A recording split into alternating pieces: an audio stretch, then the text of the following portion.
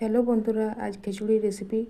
তো এখানে বাঁধাকপি, কুমড়ো, আলু, টমেটো, ধনিয়া পাতা কাটা আছে, এখানে ডাল, মুগ ডাল আর মসুর ডাল নিয়ে নিয়েছি। তো ধুয়ে পরিষ্কার করে সব সবজি দিয়ে দিলাম, টমেটো দিয়ে দিলাম, ধনিয়া পাতা, হলুদ গুঁড়ো, সব মশলা দিয়ে ভালো করে মেখে নিতে হবে। হাতে মাখানো খিচুড়ি, সবজি মশলা, নুন দিয়ে দিলাম, সরষের তেল দিয়ে ভালো করে মেখে নিতে হবে। অল্প কাঁচা লঙ্কা দিলাম, মেখে নিয়েছি। এখানে দিয়ে দিলাম জল।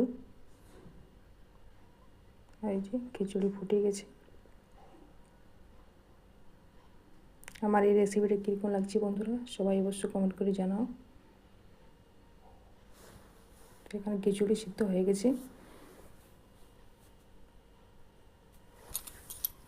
ঘি দিয়ে দিলাম, পাঁচফোড়ন, আদা কুচি দিয়ে ছক দিয়ে দেবো ঘিয়ের।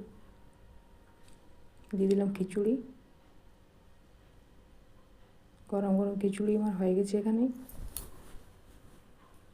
দিয়ে দিলাম ধনিয়া পাতা অল্প। এই যে কীরকম হয়েছে বন্ধু, পরে ভিডিও আবার আসবো।